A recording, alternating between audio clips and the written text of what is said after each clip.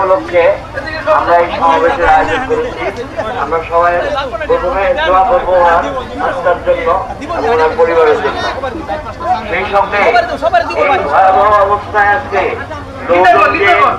নদী ভাঙনের হাত থেকে আমরা যতটুকু পরিত্রাণ পেয়েছি, আমরা আল্লাহর কাছে দোয়া করবো নৌজনের যেন এই নদী ভাঙনের হাত থেকে আল্লাহ তাআলা আমাদের রক্ষা করে।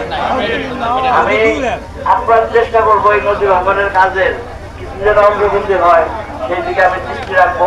আপনারা দোয়া করেন, আমার সঙ্গে সহযোগিতা করেন। আমি নদী ভাঙনের ব্যাপারটা নিয়ে সরকারের সঙ্গে একটা বড় রকমের কথাবার্তা বলার করার চেষ্টা করবো এবং যাতে নদী ভাঙনটা রোধ করা যায় সেই দিকে আপনারা দোয়া করবেন। আমি যেন এই চেষ্টাটা লাভ করতে পারি।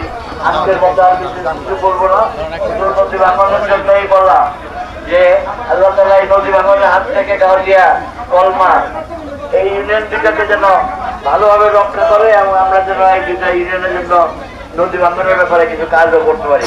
সবাই সহযোগিতা করেন, ইনশাআল্লাহ কিছু না কিছু কাজ অবশ্যই হবে। আমি আশা করি এই ইউনিয়নে নদী ভাঙনের হাত থেকে আমরা কিছুটা পরিত্রাণ পাওয়ার চেষ্টা করি।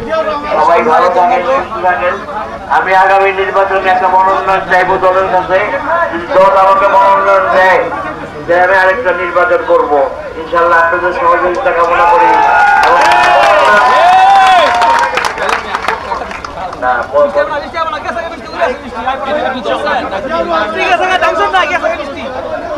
জিয়া রহমান সাহেবের পরিবার বেগম খালেদা জিয়ার জন্য এবং তারেক রহমান সাহেবের জন্য জাতীয় নির্দেশে ফিরে আসতে পারে শীঘ্রই এবং আমাদের দেশটি যেন সম্পূর্ণ সুস্থ লাভ করে, আমাদের নেতৃত্ব দেওয়ার জন্য যেন আবার জেগে উঠতে পারেন সেই আশাবাদ ব্যক্ত করে আমি আমার সামান্য বক্তব্য যারা আয়োজন করছেন এই অনুষ্ঠানের তাদেরকে আমি আন্তরিক ধন্যবাদ জানাই।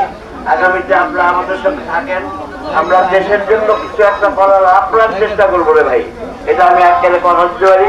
এই গাউদিয়া ইউনিয়ন আজকে প্রায় বিলুপ্তির পথেই হয়ে গেছে, সেখান থেকে কিছুটা হইলেও যাতে আল্লাহ তাআলা আমাদের পরিত্রাণ লাভ করায় এই দোয়া করবেন সবাই আমাকে। এই বলে আজকের মতো অনুষ্ঠান শেষ করতে চেয়েছি।